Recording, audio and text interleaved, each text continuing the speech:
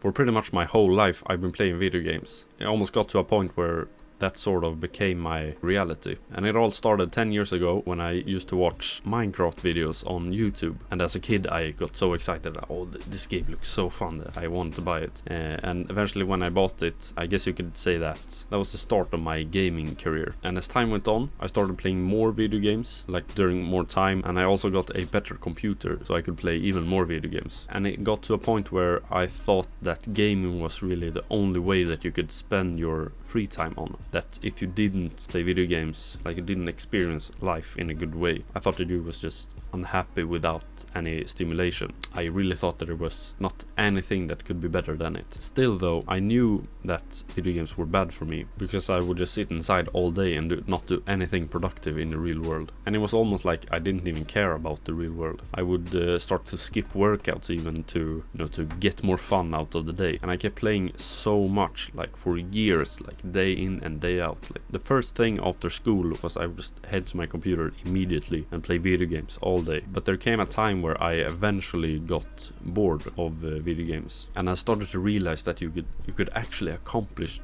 things in the real world instead. I would always hear online like people say you could treat your own life like a video game, level up in your real life instead of the video game. And after that I started to feel like as I leveled up in the video game, I was like, what is the point of this? This doesn't really mean anything. And I remember when I played League of Legends, I had a goal to hit diamond, like a rank in the game, and as I hit platinum I would just feel like, why am I doing this? This doesn't mean anything. This is really a waste of time. And because of that I lost motivation and I kind of quit, because when you're used to playing video games all day, that's really all that you do. You have so much free time when you don't play video games, so there's so much dead time that I didn't know what I could do with it. So I would just relapse back into playing video games, just so I could have something that I could spend time on.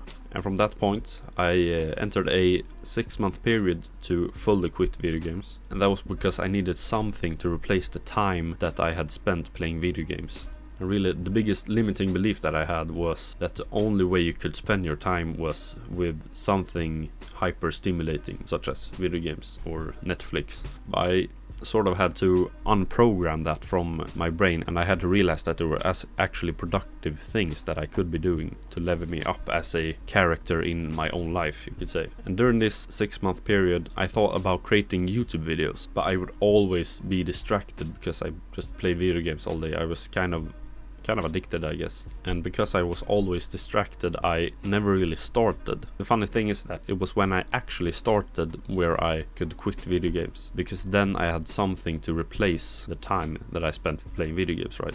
Something meaningful, like a task that actually is meaningful to me. And because of that limiting belief, I waited for more than 6 months to just start. Just because I was distracted from the video games that I was playing, and that I couldn't focus solely on YouTube. And imagine that, just a 6-month head start from your competition. Like imagine if I had purposefully quit video games those 6 months earlier. Imagine where I would have been now. Still, during those 6 months I would sort of think like I would write scripts for my YouTube videos and things like that, but I never really sat down and actually recorded a video. But as soon as I actually started, then I could quit so easily. Plus I felt bad doing the bad habits because I knew I was wasting my potential on something insignificant, and I would always feel a lot better when I was doing something that actually meant something to me. The thing that I would say to my younger self is that you need something to replace video games with. Like replace video games with something that is meaningful to you, and something that will give you a sense of accomplishment in the real life. You can start working out, start a business, focus on your studies, learn a real life skill. That is what everyone told me, but when I heard this advice I would still feel lost, because it's really easy to say. Like if I were to say to you, start a business, it's really easy for me to say, and it sounds good, but it's so easy to get lost because, okay, what am I gonna do then? It's really easy to get confused and you would never actually start. So the advice that I would give is to find a skill that you want to level up on that can benefit you in the real world. For example, I am currently learning video editing. Like, I really like the idea of making cool B-roll shots and like making cool edits to a video. Like one thing that I used to find a skill that you can use to benefit in real life is I went to ChatGPT actually and just searched like 15 money making skills that anyone can learn.